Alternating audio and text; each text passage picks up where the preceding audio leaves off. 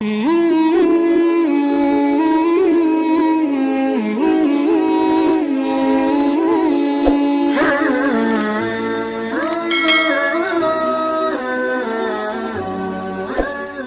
dalam kitab Nasaihul Ibad yang dikarang oleh Syekh Nawawi Al-Bantani menukil pendapat Syekh Yahya bin Mu'adz Ar-Razi. Dikatakan di dalam kitab tersebut, "Tuba, sungguh gembira, sungguh beruntung, sungguh senang. Siapa orang yang beruntung?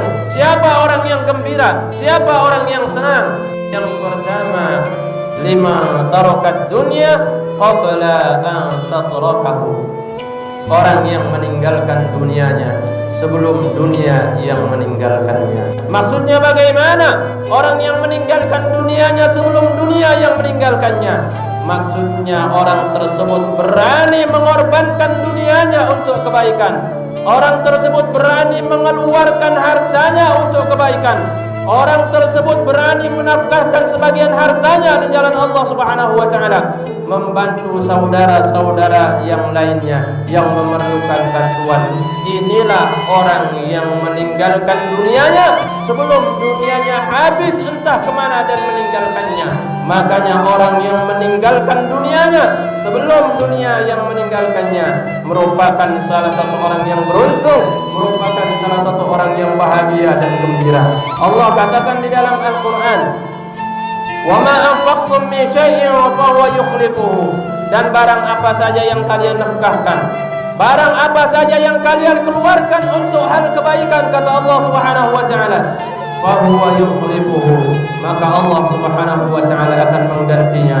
Wa huwa khairur raziqin, dan Allah Subhanahu wa taala maha sebaik-baik pemberi rezeki. Inilah salah satu orang yang beruntung, orang yang gembira, orang yang senang, orang yang bahagia. Yang pertama, orang yang meninggalkan dunianya sebelum dunia yang meninggalkannya. Kemudian yang kedua, orang yang gembira, orang yang senang, orang yang bahagia, yakni wa bana qabrahu qabla an yadkhulahu. Orang yang membangun kuburannya sebelum ia masuk ke dalamnya.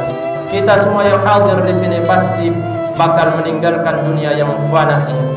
Dan ketika kita meninggal dunia, kita pun akan dimasukkan ke alam kubur yang sempit dan gelap gulita serta panas. Oleh karena itu, orang yang beruntung yang kedua, yakni wabana qabrahu qabla an yadkhulahu. Seseorang yang membangun kuburannya sebelum ia masuk ke dalamnya. Cara untuk membangun kuburan kita sebelum kita masuk ke dalamnya, yakni dengan memperbanyak amal soleh sebanyak-banyaknya dan sebaik-baiknya. Kita cari tahu amalan-amalan apa saja yang bisa menghindarkan kita dari yang namanya azab kubur dan bisa mendatangkan yang namanya nikmat kubur. Di dalam kitab Tanbihul Ghafilin yang dikarang oleh Syekh Al-Faqih Abu Laith As-Samarkandi, dikatakan ada beberapa hal yang harus kita lakukan dan harus kita tinggalkan agar kita kelak di dalam kubur bisa selamat dari yang namanya azab kubur. Man arada an yanjuwa min azabil qabri wa alaihi an yulazima arba'ata asya wa yajtanibu arba'ata asya. Amma al-arba'atu allati yulazimuha fa muhafazatu as-salawat was-sadaqah wa qira'atul Qur'an wa kasratut tasbih. فإن هذه الأشياء تضيء القبر وتوسعه. وأما الأربعة التي يجتنبها فالكذب والخيانة والنميمة والبول.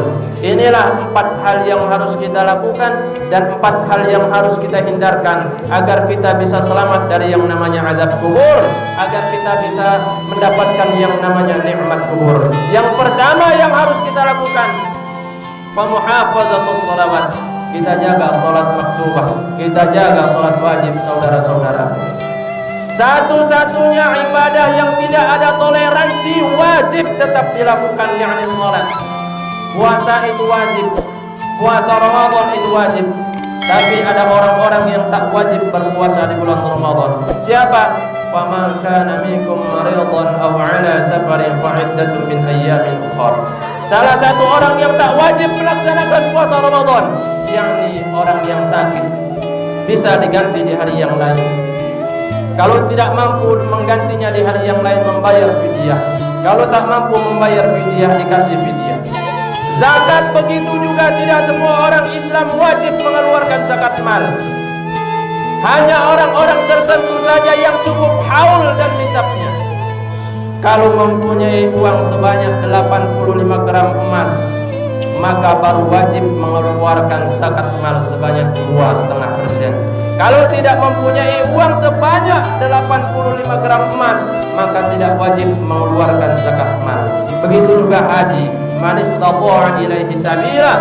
Haji hanya bagi orang yang mampu fisiknya, mampu ekonominya. Tak mampu fisiknya, tak mampu ekonominya, tak wajib berhaji. Tapi salat, saudara-saudaraku yang dimuliakan Allah Subhanahu wa taala, mau dia sehat, mau dia sakit, mau dia kaya, mau dia miskin, ketika sudah baligh dan mempunyai gelar sebagai muslim, maka wajib kita untuk melaksanakan salat. Bahkan menurut 4 mazhab, Imam Hanafi, Imam Maliki, Imam Syafi'i, Imam Hambali, salat yang sudah pernah kita tinggalkan wajib menggantinya dengan cara yang namanya salat qadha. Inilah hal yang pertama yang harus kita lakukan untuk agar kita bisa terhindar dari yang namanya azab kubur. Yang kedua, wassadaqah, dengan bersedekah. Yang ketiga, wa qiraatul Quran, dengan memperbanyak membaca Al-Quran. Dan yang keempat, wa kasratut tasbih, memperbanyak tasbih, memperbanyak zikir. Fa inna hadhil asya tudhiqul qabra wa tuwassi'uhu. Kalau 4 hal ini kita lakukan, maka kuburan kita bakal terang dan kuburan kita pun bakal luas. Akan tetapi tidak cukup kita melakukan 4 hal, melainkan kita pun harus meninggalkan 4 hal. Apa yang harus kita tinggalkan yang 4 hal ini agar kita terbebas dari yang namanya azab kubur? Yang pertama, fal kadzib, perkataan dusta, bohong, wal khianah, khianat, wan namimah, tukang adu domba, wal baul, mohon maaf, kencing. Tanazzahu 'anil baul, kata Rasul sallallahu alaihi wasallam, berhati-hatilah kalau kalian buang air kecil, berhati-hatilah kalian dengan kencing, kata Rasul sallallahu alaihi wasallam. Wa inna 'amatal 'adzabil qabri minhu, karena sesungguhnya kebanyakan penghuni kubur itu mendapatkan azab kubur dari yang namanya kencing sembarangan, kencing yang tidak bersih, kencing yang tidak cebok. Oleh karena itu, walaupun masalah buang air kecil ini, masalah kencing ini masalah sepele, kalau betul kita tidak memperhatikan dengan betul, kita tidak membersihkan ketika kita selesai buang air kecil, maka hal tersebut bisa menjadi salah satu mendatangkan yang namanya azab kubur. Na'udzubillah wal iyadu billah. Inilah 4 hal yang harus kita lakukan dan 4 hal yang harus kita hindarkan agar kita terhindar dari yang namanya azab kubur dan diganti oleh Allah Subhanahu wa taala dengan yang namanya nikmat kubur. Dan yang terakhir, orang yang beruntung, orang yang bahagia, orang yang senang, yakni warada rabbahu qabla ayyalqahu, dia ridha terhadap Tuhannya sebelum dia berjumpa dengannya. Ketika kita mengucapkan raditu billahi rabba wa bil islami dina wa bi Muhammadin nabiyya wa rasulah, saya ridha bahwasanya Allah sebagai Tuhan saya, maka kita pun harus membuktikan perkataan kita tersebut. Kalau kita ridha bahwasanya Allah sebagai Tuhan kita, kita harus buktikan kata-kata kita tersebut dengan cara apa? Yakni tak lain dan tak bukan melaksanakan apa-apa yang Allah perintahkan dan menjaga diri kita, memelihara diri kita dari hal-hal yang dilarang oleh Allah Subhanahu